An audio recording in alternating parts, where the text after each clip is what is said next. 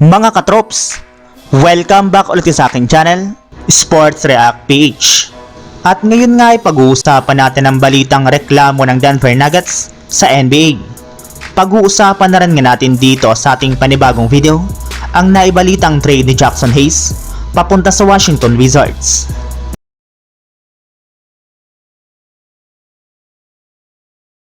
Katulad nga po mga katrops ng mga nagdaang taon, ay kasali nga po sa opening night sa darating na bagong season ng NBA ang laro ng ating defending champions na Boston Celtics laban sa New York Knicks.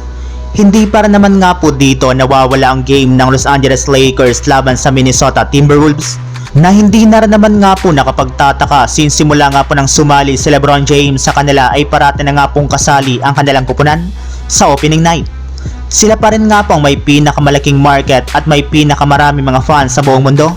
Pero kahit na ganon ay hindi pa rin nga po napigilan ng mismong presidente ng Denver Nuggets na magreklamo at questionin ang naging desisyon ng NBA sa paglalagay nga po nila sa Lakers sa opening night. Mas nararapat rin naman nga na po sana kung silang dalawa ng Minnesota Timberwolves ang maglalaban sa opening, since naging exciting rin naman nga po last season ang kanilang playoff series, kaya inaasahan nga po na dudumugin at aabangan ng mga fans ang kanilang magiging rematch.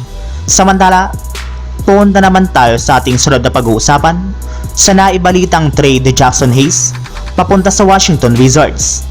Katulad nga po ng ibinulgar na balita ng NBA insider na si Jovan Buha ng The Athletic, sinisigurado nga po niya na i-revisit ng mismong front office ng Lakers ang trade ni Valanciunas sa darating na season, since isa nga na po talaga ito sa mga manlalaro na nasa listahan ni LeBron James na gusto nga po niyang makuha ng kanilang kupunan.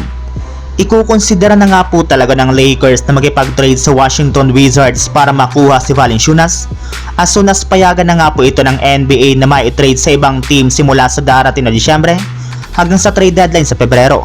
Ngunit isang malaking katanungan nga po ngayon kung paano nga po nila ito makukuha, lalo pat kakapirma pala nga po nito ng malaki-laking kontrata sa Washington Wizards ng nagdaang off-season. Ayon nga dito mga katrops, maaari nga na pong i-offer ng Lakers sa Washington Wizards ang kanilang mga players na sina Gabe Vincent, Jaxson Hayes at dalawang future second round pick. Sa ganyang paraan nga po mga katrops ay posible nga po nilang makumbinsi ang Wizards na ibigay sa kanila si Valanciunas sa kalagitnaan ng regular season at bago pa man sumapit ang trade deadline sa darating na Pebrero. So yun lang mga katrops, ang handog kong story ngayong araw. Sana nag-enjoy kayo, please like and subscribe my YouTube channel, Sports React PH, para sa iba pang story at update patungkol sa NBA. Kita-kits muli sa ating susunod na video.